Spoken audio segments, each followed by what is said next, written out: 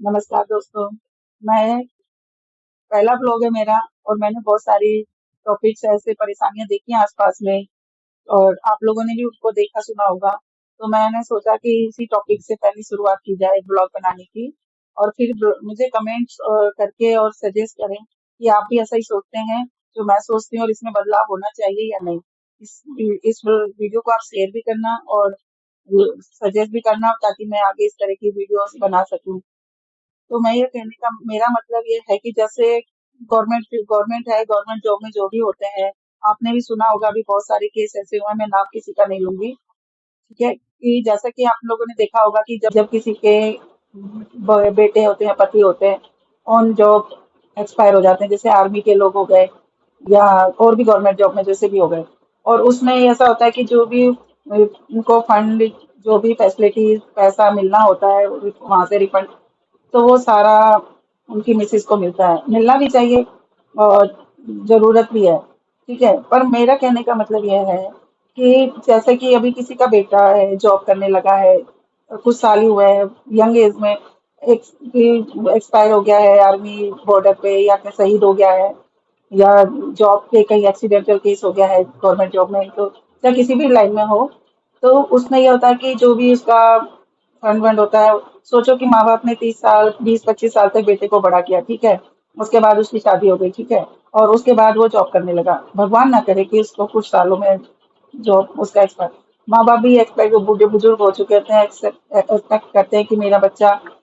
कमाएगा तो हमारी हेल्प करेगा, चाहे वो प्राइवेट जॉब में होगा या किसी में भी होगा, उसके पास कुछ नहीं है पैसे, उसके पास वो बेटा ही है जिसमें उन्होंने पैसा खर्च किया, उसको सभी करते हैं माँ बाप, ये तो कोई बेटा बेटी जो भी हो।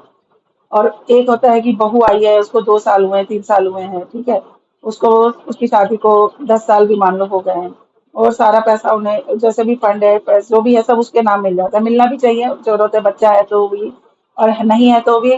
पहली बात तो अगर वो पढ़ी लिखी है, उसकी जगह उन्हें जॉब भी मिल जाती है, पैसा भी उसे मिल जाता है, ठीक है।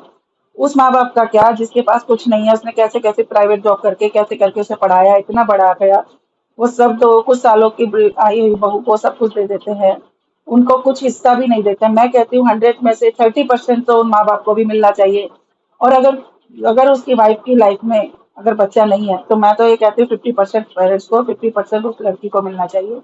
ये देखा गया कि एक आध बच्चा हो जाता है, फंड भी उसे मिल जाता है, उनका बेटा भी चला गया, और वो पैसा सब कुछ लेके तुरंत साल 2 महीने में, 6 महीने में वो अपने परिवार उनको छोड़ के अलग चली जाती है, पोते पोती जो भी होते हैं उनको भी ले जाती है, जो उनका जीने का सहारा है, कि एक तो उनका बेटा भी चला गया, और उनका उन बच्चों को, बहू को देख के जीने का सहारा था, वो भी उनको लेके चली गई। आप चाहे शादी कर लो तो कोई बात नहीं, नहीं करी है, उनका बच्चों को देख के ऐसे कुछ मेरे